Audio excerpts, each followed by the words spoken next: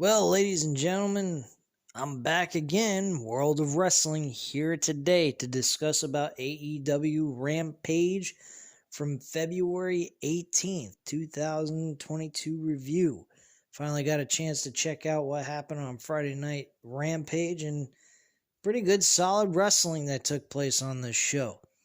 The four matches that took place on the show was Will Hobbs and Dante Martin, Adam Cole, baby, versus Dark Order number 10, Serena Deeb against Angela Risk, and the main event, Jay White versus Trent Beretta. These matches were pretty decent. Adam Cole versus Dark Order number 10 was excellent. Very entertaining stuff. Dark Order number 10 was utilized very well in this matchup despite losing to Adam Cole. He also has a very good winning streak in the last 10 matches going into it. They said he was 9-1. Now out of 11 matches so far, he's 9-2. So he does have a good record. Maybe they need to start utilizing him a little bit more in the Dynamite episodes. Maybe even get rid of the mask and give him a legit name. An in-ring name at this point. Because he did well. He has a nice physique.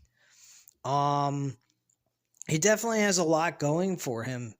Wrestling-wise, and if they could develop a character out of it as well, that would be a benefit to AEW in a nutshell. But Adam Cole wins this match with the boom shot that he delivered on Dark Order number 10, and Adam Cole got the 1, 2, 3 in the victory.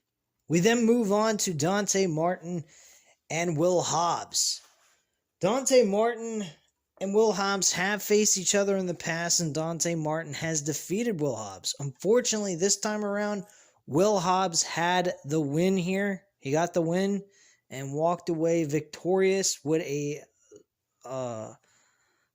astounding spine buster and got the 1, 2, 3 against Dante Martin. This match was really good. I mean, Dante Martin, even in defeat, looked good in this match.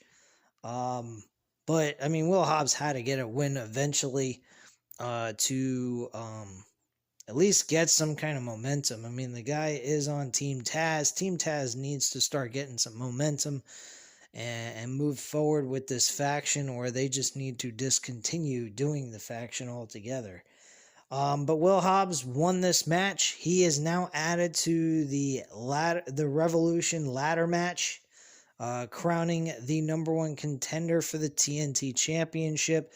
So far, we're looking at Will Hobbs, Keith Lee, and Wardlow. Out of the bunch so far that's in this, I think Wardlow should be the guy to win the ladder match. This would also grant him the shot for Sammy Guevara's title. And my attitude is Sammy Guevara should lose the championship to Wardlow at Double or Nothing. That is what I think should happen. I also believe that with that taking place at Double or Nothing, they should build... I mean, there's not a lot of time between Revolution and Double or Nothing. I mean, Revolution's taking place in March, and then Double or Nothing is only like 2 months away after that. So, I mean, they could do a 2-month build between these two guys, give us something going there with Wardlow and Sammy Guevara for the TNT Championship, build this into a major program, and move it forward into the pay-per-view for Double or Nothing. And that's what I would technically do. So I wouldn't even have Sammy Guevara defend the TNT Championship against anyone after Revolution until he defends it against Wardlow at Double or Nothing, where I would actually have Wardlow become the TNT Champion. That's just my attitude on that. The only thing that I could understand anyone debating me on this would be the loss that he received from CM Punk, which I totally understand.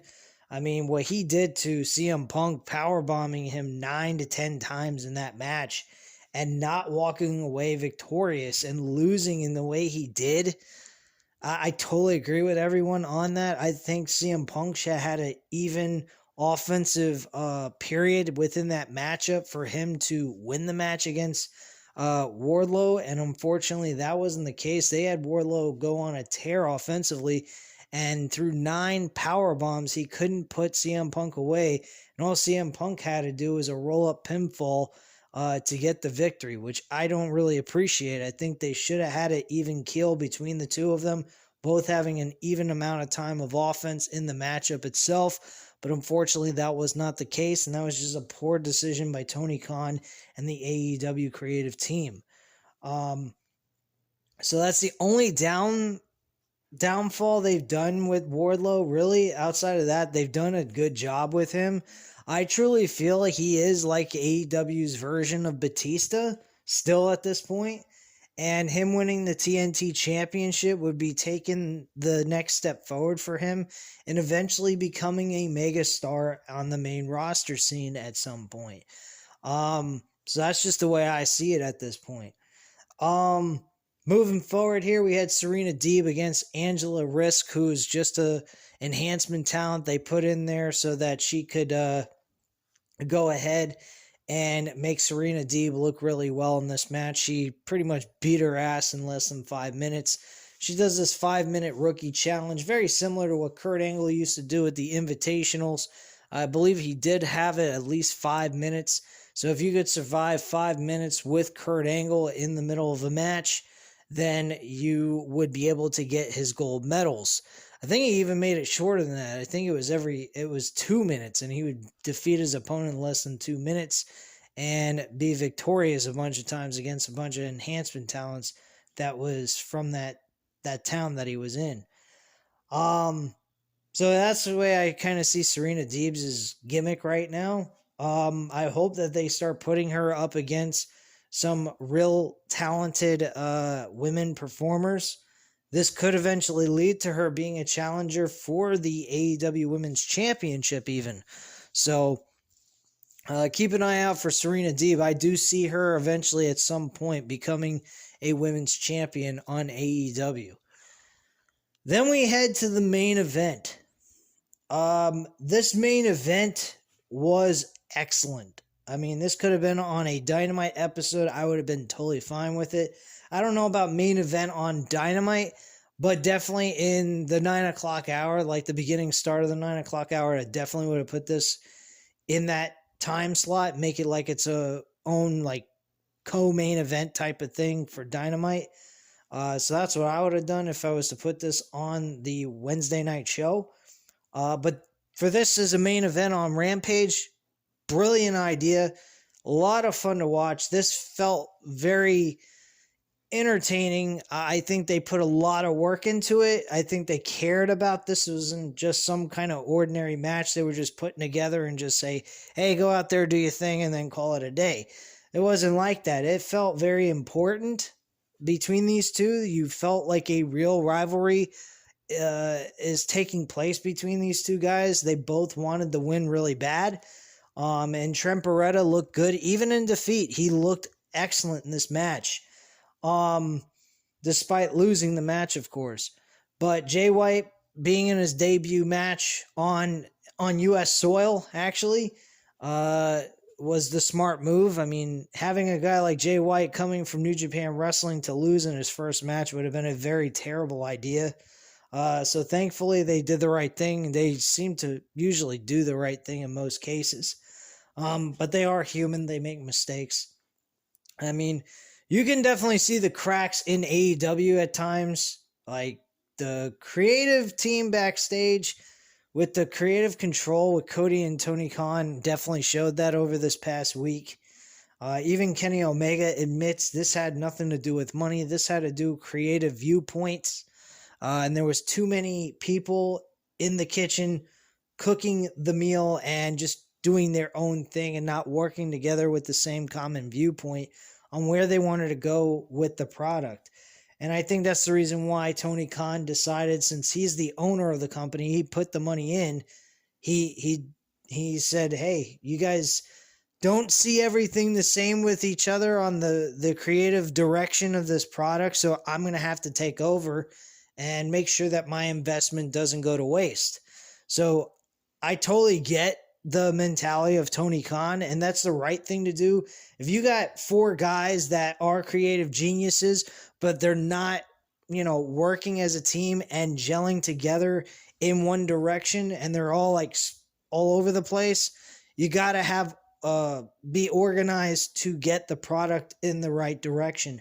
So he's going to have to take a lot more responsibility. He can't do what Ted Turner did with Eric Bischoff and the rest of the members that were in the NWO that had some creative control. He has to take the control and the reins of this product, or his investment is going to go for nothing. And he can't do that. That's a lot of money to just throw away. I mean, that's a huge investment to invest in a wrestling company and then fail ultimately at the end. That is a terrible thing to do. So I'm supportive of Tony Khan. I hope that he can get this brand, this promotion on track in the right direction, because at one point I kind of see they're slipping back a little bit, but they're not like, falling down completely, don't know what the hell they're doing type of mentality. It just seems like these shows have gotten kind of a little bit dull in a way. Too much focus on wrestling and not an even amount of focus on storyline when it comes to creating characters. MJF is about the only person I see in this company right now that is even remotely being created. The storyline with CM Punk and MJF is excellent. Very entertaining. It didn't have its moments of repetitiveness, but at the end of the day, they did have a lot of good qualities in the storyline that I found very entertaining. The other thing that I like they've been doing, and he's kind of a black horse, and I don't think anyone gives him any credit for where he deserves the credit. Eddie Kingston is a very entertaining character as well. He may not be the greatest wrestler in the world, but he definitely, with his mic skills, his ability to be an instigator, villain type character, even though he really does a good job playing a face character as well, with the guts that he has that he portrays in his character, it's still, he's entertaining just as well as a heel too, because of the fact that he does a lot more psychologically. If you've noticed in the past, like what he did with the Lucha Brothers with Pac was very entertaining. He's doing the same thing with Santana Ortiz with Chris Jericho. So he does a lot of psychological games with wrestlers in the storylines that he's put in. So I really enjoy watching that. To go into the world champion, Adam Page, I fully believe he should stay the world champion after this pay-per-view, despite the wins that Adam Cole has been accumulating. But Adam Cole is not the heel I want to see take the title off of Hangman Page. And here's the reason why. MJF is a heel, and if Adam Cole gets that title, you're going to have a heel versus heel, unless you're planning on changing Adam Cole to a face, which I doubt they're going to do anyway. I think that would be ridiculous to do, just to live up to the expectations to give MJF a title shot. Personally, I think Adam Cole should lose this match to Adam Page, show that he's not just another Adam on the roster, and defeat Adam Cole to remain champion, to move to Double or Nothing, where we get the rivalry that we should have seen in the very inception of AEW. So my attitude is this. Adam Page beats Adam Cole this coming pay-per-view on March 6th. And then in May for Double or Nothing, we see Adam Page versus MJF for the World Championship, where MJF finally becomes the World Heavyweight Champion.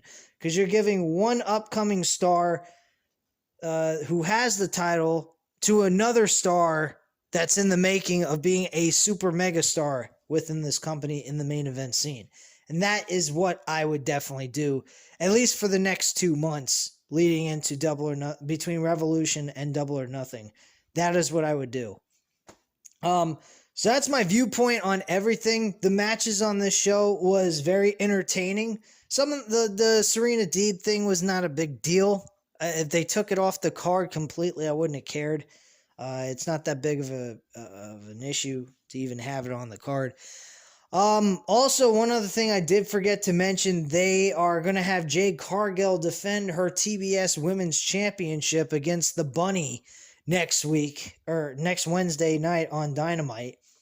And during that promo, Matt Hardy was a part of it, and he said, "You're going to be extremely disappointed," using the emphasis on extreme. And then also using the signature thing that they do with their hands, the hand gesture. It definitely gave you a sign that Jeff Hardy is coming very, very soon. From what I heard, Jeff Hardy's contract, his obligation to his 90-day clause, with WWE ends on March 10th. So we will be seeing him, I believe March 6th falls on Sunday. So 7th Monday, 8th Tuesday, the 9th is on Wednesday. So we'll probably see Jeff Hardy the week after the 9th, the March 9th episode. So he'll be on March 16th is when we'll be able to see Jeff Hardy for Dynamite, if they decide to bring him in on that episode, or if they want to hold off until Double or Nothing altogether to give us a opportunity to see him perform at a major pay-per-view event and get a huge purchase buy off of this Double or Nothing pay-per-view, which I think they're probably going to do that. They're probably going to put Matt Hardy in a situation where he's got to be in a tag team match, and it's going to be obvious. Everybody's going to know Matt Hardy is going to pick Jeff Hardy as his tag team partner. And up against who, I don't know. That I can't really guess, but I'm really thinking they're going to have Matt Hardy pick his tag team partner, and the tag team partner, of course, is going to be Jeff Hardy, going up against whoever that might be. I think Matt Hardy is going to turn from heel to face during this 2-month build into the Double or Nothing pay-per-view, and then we're going to see Matt Hardy and Jeff Hardy reunite on Double or Nothing pay-per-view, and we are going to see the Hardy Boys back at it again in a new promotion. So keep an eye out for that, because I think that's exactly what's going to happen. That's my prediction. I don't know what yours would be, but I would definitely... that's what I would do if I was AEW. We want a really good purchase buy, and you want to get a lot of buy rates for this pay-per-view. That is what I would do. Jeff Hardy will definitely get people to want to purchase the fucking pay-per-view, plus get a lot of people to purchase the tickets to show up for Double or Nothing at the show. So he's definitely a money, a guy that you could go off of to get people interested in purchasing a ticket and buying the pay-per-view at home. So he's one of those people. And then, MJF and Adam Page is going to be another good match that people should be interested in watching as the main event of the show, of course, because if you're not an AEW fan, you don't want to see these two guys go at it, then you got a severe head problem. Seriously, you're living in nostalgia. Go back to WWE and go watch their shitty fucking product like you did last night, because last night's pay-per-view was just, oh, God. If you guys didn't catch the fucking episode, go back and watch. It was, my review was just like shitting all over it, because it deserved it 100%. When you got Roman Reigns and Goldberg being the only match on the card that means anything, you got a severe fucking problem. Big time. Really. But anyway, guys, enough with me talking. I'm done talking for the rest of this weekend. Gonna relax. Not doing any videos Monday. But Tuesday will be Random Wrestling Talk, episode number 7. So keep an eye out for that. I'm going to look over the next couple of days some good articles to go over with you guys and talk it off with you guys on that episode. So at this time, guys, you know what to do. Hit the like button if you like the video. Hit the subscribe button, of course. If you're not already subscribed to the channel, leave a comment down below. I'll definitely get back to you on that. And I thank you guys very much for your time. Have a great night, guys. Bye.